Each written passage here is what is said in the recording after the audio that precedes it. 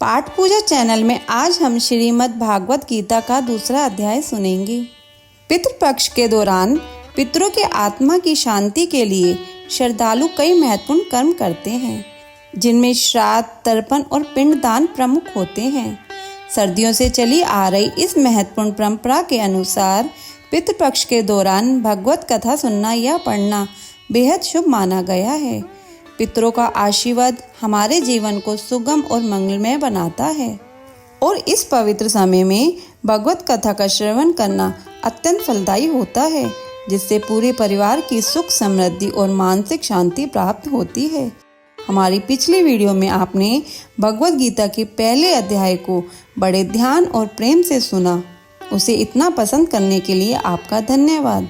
आज उसी ऊर्जा और भावनाओं के साथ हम सुनेंगे भागवत गीता का दूसरा अध्याय। संजय ने कहा, हे धृतराष्ट्र। तब श्री कृष्ण व्याकुल चित्त अर्जुन से बोले, हे अर्जुन, अनर्थ के सेवन करने योग्य अपयश कारक मोह इस समय तुम्हारे मन में कहाँ से आया? तुम कायर मत बनो, यह शोभा नहीं देता। तुम हृदय की दुर्बलता को त्याग कर युद्ध के निमित्त खड़े हो जाओ। अर्जुन ने कहा, हे मधुसूदन, मैं रण में पूज्य भीष्म और द्रोणाचार्य के ऊपर बाण प्रहार कर कैसे युद्ध करूं? गुरुजनों को मारकर उनके रक्त से सने भोगों को कैसे भोगूंगा? हम नहीं जानते कि संग्राम में हम दोनों में से कौन जीतेगा। यदि हम जान भी ले तो भी जिनको मार करके हम जीवित रहना नहीं चाहते, वही धृतराष्ट्र के पुत्र हमारे सामने प्रस्तुत हैं। मैं आपसे पूछता हूँ, जिससे निश्चय करके मेरा भला हो वह मुझे समझाकर कहिए, क्योंकि मैं आपका शिष्य हूँ। मुझे शिक्षा दीजिए। मुझे पृथ्वी का निष्कंटक राज्य मिल जाए और देवताओं का भी आधिपत्य मिल जाए, तो भी ऐसा कोई उपाय नहीं दिखता कि जो मेरी इंद्रियों के शोक को दूर करे। हे गोविंद, मैं युद्ध नहीं करूँगा। यह कहकर अर्जुन चुप हो गया। संजय बोला, हे राजन, दोनों सेनाओं के मध्य में खिन्न होकर बैठे अर्जुन से श्री कृष्ण ने यह वचन कहे, हे अर्जुन, जिसके लिए शोक नहीं करना चाहिए तू उसके लिए शोक करता है और पंडितों के से वचन तो कहता है, परंतु पंडित लोग न मरों का शोक करते हैं न जीवितों का। यह बात असंभव है कि मैं पहले न था, तुम न थे और यह राजा भी न थे और इसके बाद नहीं रहेंगे। जैसे देहधारियों की इस देह की लड़कपन, जवानी, बुढ़ापा यह अवस्था होती है, तैसे ही मृत्यु के बाद दूसरे देह की भी होती है। इसलिए पंडित लोग मोक्ष को प्राप्त नहीं होते। हे नरश्रेष्ठ, सुख दुख को समान मानने वाले जिस वीर पुरुष को यह ब्रह्मा प्रदत्त कलेश नहीं देते, वह मोक्ष पाने का अधिकारी है। असत वस्तु का तो अस्तित्व नहीं है और सम का अभाव नहीं है। इस प्रकार इन दोनों को ही तत्वज्ञानी पुरुषों ने देखा है। जिससे सारा संसार व्याप्त है, उसको अविनाशी जानो, क्योंकि इस नाश रहित आत्मा का विनाश करने में कोई समर्थ नहीं है। अतएव हे भारत, तुम युद्ध करो। जो पुरुष इस आत्मा को मारने वाला तथा जो मरने वाले मानते हैं, वे दोनों ही अज्ञानी नहीं हैं, क्योंकि यह आत्मा न मरती है न मारती है। आत्मा न कभी जन्मती है और न कभी मृत्यु को प्राप्त होती है।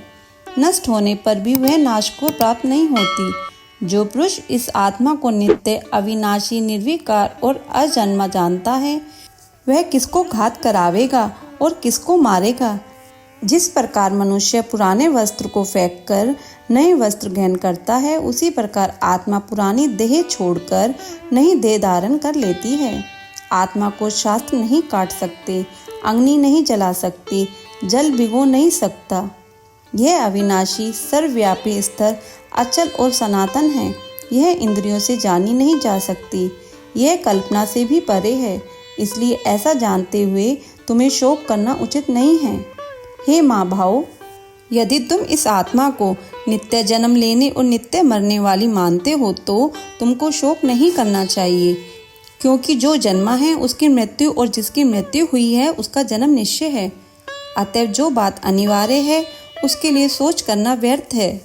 जन्म लेने से पहले क्या था किसी को मालूम नहीं, फिर मरने के पीछे क्या होगा कोई नहीं जानता। ऐसी दशा में किस बात का सोच करना तुमको उचित है? इस कारण सब प्राणियों के विषय में तुमको सोच करना उचित नहीं है। अपने धर्म को भी सोचकर तुमको घबराना उचित नहीं है, क्योंकि क्षत्रिय को धर्मपूर्वक युद्ध से और कुछ भला करने वाला नहीं है।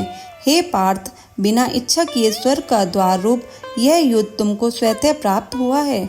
यदि तुम अपने धर्म के अनुसार इस संग्राम को न करोगे तो अपना धर्म और बड़ाई खो बैठोगे।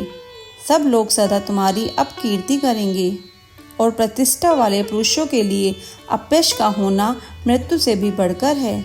ये महारथी समझेंगे कि अर्जुन डरकर संग्राम से हट गया और अब तक जो लोग तुम्हारा मान करते थे वे अपयश करने लगेंगे।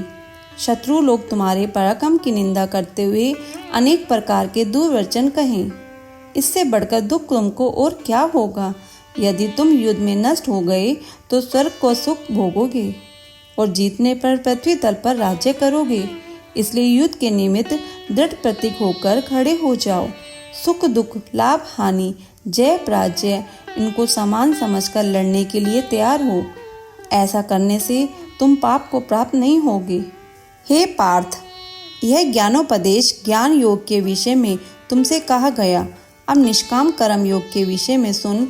जिस ज्ञान को पाकर कर्म बंधन से तेरी मुक्ति होगी। कर्म योग मार्ग एक बार प्रारंभ किए बिना कर्म का नाश नहीं होता और विघ्न पड़ने पर भी शुभ फल होता है। और इस कर्म का केवल प्रारंभ ही संसार के भय से छुड़ाकर पूर्ण ब्रह्मा प्राप्त कराता है। निश्चय करने वाली बुद्धि इस निष्काम कर्म में एक ही है और कामना वाले पुरुषों को बुद्धि एकाग्र नहीं रहती, उनकी शाखा प्रशाखाएं होती हैं। ऐसी दशा में मनुष्य संदेह में रह जाता है। हे अर्जुन, अज्ञानी उस पुष्पिता वाणी को ही स्वर्ग सुख से बढ़कर कुछ नहीं समझते। स्वर्ग सुख को ही जो उत्तम पुरुषार्थ समझते हैं, उनको कामनाओं से चित्त व्याकुल होने के कारण निश्चयात्मक बुद्धि से मोक्ष साधन को नहीं उत्पन्न होती, कारण कि उनका चित्त भोगादि में सदैव निमग्न रहता है। जिन मनुष्य का चित्त इस प्रकार मोहलिप्त है और जिनकी आसक्त भोग विलास और ऐश्वर्य में है, ऐसे पुरुषों के अंतकरण में निश्चयात्मक बुद्धि नहीं होती है। हे अर्जुन, वेग त्रिगुणात्मक है, तुम निष्काम हो जाओ। सुख दुख को समान जानकर नित्य योग क्षेम आदि स्वार्थों में न पड़कर धीरजवान और आत्मनिष्ठ हो। जैसे छोटे छोटे अनेक जलाशयों में मनुष्य का कार्य सिद्ध नहीं होता है, बड़े जलाशयों से वे सब प्रयोजन अनायास ही सिद्ध हो जाते हैं, उसी तरह संपूर्ण वेदों में कहा हुआ काम कर्मों का फल ब्रह्मा से भक्ति रखने वाले मनुष्य को सहज ही में प्राप्त होता है। तुमको केवल कर्म करना चाहिए, फल तुम्हारे अधिकार में नहीं। तुम न तो फल की अभिलाषा से काम करो, न निकम्मे ही रहो।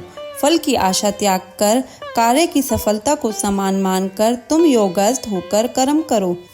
यही कर्म ज्ञान योग है। इस बुद्धि योग सहित कर्म से अन्य कर्म अत्यंत हीन है। इसलिए तुम बुद्धि योग का आश्रय ग्रहण करो। फल की इच्छा रखने वाले निकृष्ट होते हैं। निष्काम कर्म करने वाला पुरुष ईश्वर कृपा से इसी संसार में सुकृत तथा दुष्कृत इन दोनों का ही त्याग कर देता है। इसलिए तुम निष्काम कर्म से प्रवृत्त हो। कर्म फल को त्याग कर ही बुद्धि युक्त ज्ञानी पुरुष जन्म बंधन से हटकर मोक्ष को प्राप्त होते हैं। जब तुम्हारी बुद्धि मोहवन के बाहर निकल जाएगी, तब तुम्हारा मन आगे सुनने वाली तथा हुई बातों से विरक्त हो जाएगा। अनेक श्रुति स्मृतियों के वचनों को सुनने से तुम्हारी बुद्धि भ्रमित हो गई है। जिस समय वह निश्चल होकर आत्मा में स्थित होगी, तभी तुमको तत्व ज्ञान प्राप्त होगा। अर्जुन ने पूछा, हे केशव, आत्म स्वरूप में निश्चल बुद्धि वाला किसको कहा है? उसके लक्षण क्या हैं? श्री कृष्ण जी बोले, हे अर्जुन, जो महापुरुष मन की सब कामनाओं को त्याग देता है और अपने आप ही में प्रसन्न रहता है, उसको निश्चल बुद्धि कहते हैं।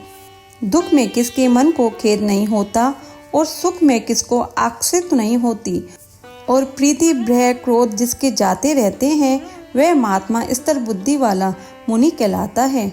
जो शुभ पदार्थ प्राप्त होने से हर्ष नहीं करता, अशुभ से अप्रसन्न नहीं होता, उसी को स्थिर बुद्धि जानना चाहिए। और कछुआ जैसे अपने अंगों को सिकोड़ लेता है, उसी तरह जो पुरुष अपनी इंद्रियों को विषयों से हटाता है, उसी की बुद्धि स्थिर जाननी चाहिए। निराहारी पुरुष के विषय घट जाते हैं, परंतु विषयों में उसकी चाह बनी रहती है। पर ब्रह्मा का अनुभव होने पर चाह भी घट जाती है। हे अर्जुन, मोक्ष में प्रत्यक्ष करने वाले विद्वान व्यक्ति को भी प्रबल इंद्रिय बलात्कार से उसके मन को जीत लेती है। इसलिए सब इंद्रियों को विषयों से रोक मेरे विषय में तत्पर हो जावे। जिसने इंद्रियों को वश में कर लिया है उसकी बुद्धि निश्चल है। जो पुरुष विषयों के ध्यान में रहता है उसकी प्राप्ति हो जाती है। प्राप्ति होने से कामना होती है। इच्छा के पूर्ण न होने से क्रोध की उत्पत्ति होती है। क्रोध से अविवेक होता है। अविवेक से स्मरण शक्ति नष्ट हो जाती है। स्मरण शक्ति के नाश होने से बुद्धि क्षय होती है। जिसकी बुद्धि का नाश हुआ वह विनाश को प्राप्त होता है। जो पुरुष राग द्वेष से रहित हो अपने मन को वश में रखता है वह शांति को प्राप्त होता है। शांति मिलने पर सब दुखों का नाश हो जाता है। प्रसन्नचित्त वाले की बुद्धि निश्चल होती है। जो पुरुष योग युक्त नहीं है उसकी निश्चल बुद्धि उत्पन्न नहीं होती। ईश्वर में भावना नहीं होती। भावना के न होने से शांति प्राप्त नहीं होती। अशांत को सुख कहाँ से मिलेगा? जैसे वायु नाव को जल में खींच ले जाती है उसी प्रकार इंद्रियां उस पुरुष की बुद्धि का नाश कर देती हैं जिसका मन विषय सिद्धि से इंद्रियों के पीछे लग जाता है। इस कारण हे महाभाव, जिसने इंद्रियों को विषयों में सर्वथा रोक रखा है उसकी बुद्धि स्थिर है। जो सब प्राणियों की रात है उसमें संयमी जागता रहता है और प्राणी मात्र जिस समय जागते हैं मुनिजनों की वह रात्रि है। जल से भरे समुद्र में और नदियों का जल भरने पर भी वह अपनी मर्यादा पर रहता है। उसी प्रकार जिस पुरुष में इच्छा के न रहने पर भी सब विषय भोग प्रवेश करते हैं उसी को शांति मिलती है। विषयों की इच्छा करने वालों को शांति नहीं मिलती। जब सब कामनाओं को छोड़कर तथा इच्छा रहित विचारता है और ममता अहंकार जिसमें नहीं है वह शांति को प्राप्त होता है। हे पार्थ, ब्रह्मा स्थिति यही है।